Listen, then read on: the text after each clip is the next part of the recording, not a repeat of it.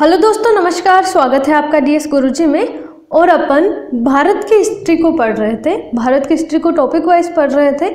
सल्तनत काल इससे पहले वाले वीडियो में अपन ने पढ़ा था और आज अपन पढ़ेंगे पूर्व मध्यकालीन भारत, जिसमें दक्षिणी भारत, इसका इतिहास अपन जानेंगे। इसमें जो था चालुक्य वंश से संबंधित इतिहास है। ये सारे ही प्रश्न जो है अपन इसमें जानेंगे और इससे भी प्रश्न एग्जाम में अक्सर आते हैं। पहला प्रश्न है, चालुक्य वंश का सबसे प्रतापी राजा कौन था? चालुक्य वंश जो हुआ, इसका सबसे प्रतापी राजा माना जाता है पुलकेशियन द्वितीय। कौन सा शहर चोल राजाओं की राजधानी था? वो शहर जो चोल राजाओं की राजधानी था उसका नाम है तंजौर। श्रीलंका पर विजय प्राप्त करने वाला प्रसिद्ध राजा कौन था?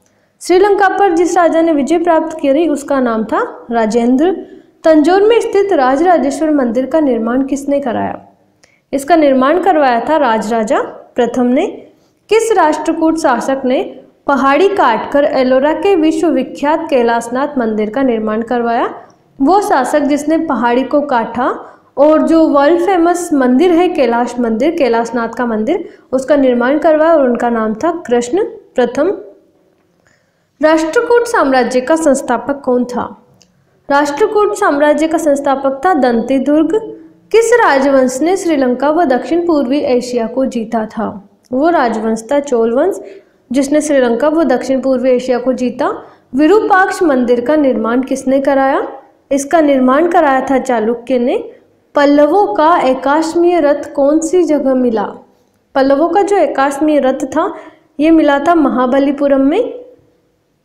होयसल की राजधानी कहाँ थी? होयसल की राजधानी थी द्वार समुद्र में। यादव सम्राटों की राजधानी कहाँ थी? यादव सम्राटों की राजधानी थी देवगिरी में। किस शासक ने अरब सागर में भारतीय नौसेना की सर्वोच्चता स्थापित की? तो वो शासक था राजराजा प्रथम, जिसने अरब सागर में भारतीय नौसेना की सर्वोच्चता स्थापित की। पांड्य साम्राज्य की राजधानी कहाँ थी? जो पांड्य साम्राज्य है इनकी राजधानी थी मदुरई में। ऐहोल का लाडवा मंदिर किस देवता का है? ऐहोल का जो लाडवा मंदिर है ये मंदिर है सूर्य देवता का। मामल्लपुरम किसका समानार्थी है? मामल्लपुरम जो समानार्थी है ये समानार्थी है महाबलीपुरम का। किस वंश के शासक के पास एक शक्तिशाली नौसेना थी? वो वंश था चोल वंश, जिसके शासक के पास एक शक्तिशाली नौसेना थी। भगवान नटराज का प्रसिद्ध मंदिर कहाँ स्थित है? भगवान नटराज जो है इनका प्रसिद्ध मंदिर स्थित है चिदम्बरम में। राष्ट्रकूटों का पतन किसने किया? राष्ट्रकूटों का पतन करने वाला व्यक्ति था तेलप द्वितीय। प्रशासन के क्षेत्र में चोल वंश की मुख्य देन क्या थी? प्रशासन के क्षेत्र में चोल वंश की मुख्य देन थी सुसंगठित स्थानीय स्वशासन। तीन मुख वाली ब्रह्मा विष्णु व महेश की मूर्ति कहाँ स्थित है? जो तीन मुख वाली ब्रह्मा विष्णु व महेश की मूर्ति है ये स्थित है एलिफेंट गुफा में। महाभारत का भारत वेणता के नाम से किसने तमिल भाषा में अनुवाद किया? वो है पेरुन देवनार ने इसका अनुवाद किया है तमिल भाषा में। महाभारत को जो है भारत वेणता के रूप में इसका अनुवाद हुआ है। राजेंद्र चोल द्वारा बंगाल अभियान के समय बंगाल का शासक कौन था? राजेंद्र चोल द्वारा जो बंगाल अभियान चलाया गया इसमें बंगाल का शासक था महिपाल प्रथम। चालुक्य विक्रम संवत का शुभारंभ कब से हुआ? ये इसका शुभारंभ किया था विक्रमादित्य चतुर्थ ने। पल्लवों की राजधानी क्या थी? पल्लवों की राजधानी थी संस्कृत। राज्य भाषा, इनकी राज्य भाषा जो थी वो थी संस्कृत। 12वीं सदी के राष्ट्रकूट वंश के 5 शिलालेख किस राज्य में मिले? ये मिले थे कर्नाटक राज्य में। कौन से राजवंश के शासक अपने शासनकाल में उत्तराधिकारी नियुक्त कर देते थे? तो वो थे चोल वंश के शासक जो अपने शासनकाल में उत्तराधिकारी नियुक्त कर दिया करते थे। दक्षिणी भारत का तक्कोलम का युद्ध किस किस के मध्य हुआ? तो ये चोल वंश व राष्ट्रकूटों के मध्य हुआ। द्रविड़ शैली के मंदिरों में गोपुरम का क्या अर्थ है? गोपुरम का अर्थ है तिरन के ऊपर बने अलंकृत एवं बहुमंजिला भवन। चोलों को राज्य कहाँ तक फैला था? इनका राज्य जो फैला था कोरोमंडल तट व दक्कन के कुछ भाग तक। चोल शासकों के समय बनी प्रतिमाओं में सबसे विख्यात कौन सी प्रतिमा थी?